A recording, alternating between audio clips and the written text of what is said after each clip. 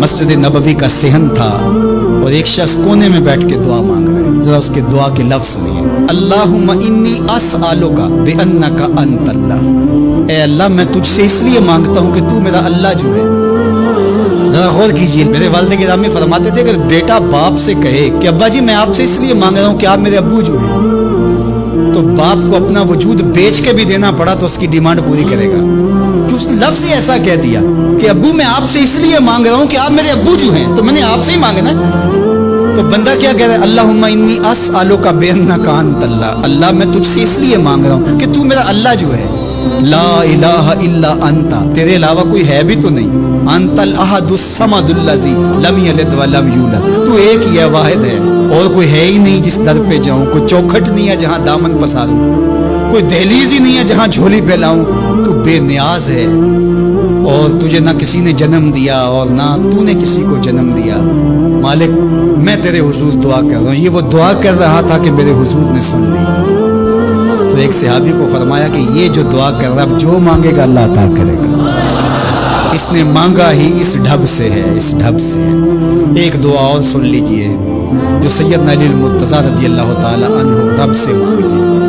اللہ اکبر. مجھے تو آج سارا دن اس دعا نے نحال کیے رکھا. یہ دعا مانگتے ہیں تو عجیب کیفیت ہوتی ہے.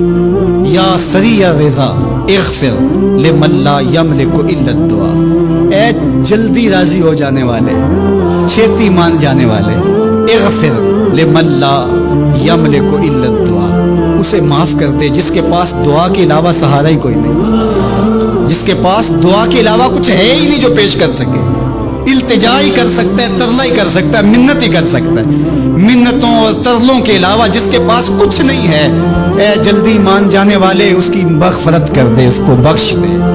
اللہ اکبر. تو وہ کریم ہے، وہ کہتا ہے میرے در پہ آؤ تو صحیح، کوئی جھولی پھیلاؤ تو صحیح. ہم تو مائل بکرم ہیں، کوئی سائل ہی نہیں. راہ دکھلائیں کسے راہ رب منزل ہی نہیں. کوئی آئے تو صحیح، جھولی پھیلائے تو صحیح، کوئی طلب تو کرے. دنیا والوں سے مانگیں تو ناراض ہوتے ہیں، اللہ سے نہ مانگیں تو ناراض ہوتا ہے. اللہ کہتا ہے مجھ سے نہ مانگو گے تو پھر کس در پہ جاؤ گے؟ قل ما یعبأ بکم ربی لولا دعاؤکم. اگر تم نہیں مانگو گے تو پھر وہ بھی پرواہ نہیں کرے گا. تم مانگتے رہو گے، جھولی پھیلاتے رہو گے، وہ اپنی رحمتیں تمہارے دامن میں ڈالتا رہے گا. اس کے خزانوں میں کوئی کمی نہیں آتی. ہر بندے کو اس کی ڈیمانڈ کے مطابق، چاہت کے مطابق، طلب کے مطابق، آرزو اور تمنا کے مطابق دے دے. اس کے خزانوں میں پھر بھی کوئی کمی نہیں آتی. تو اس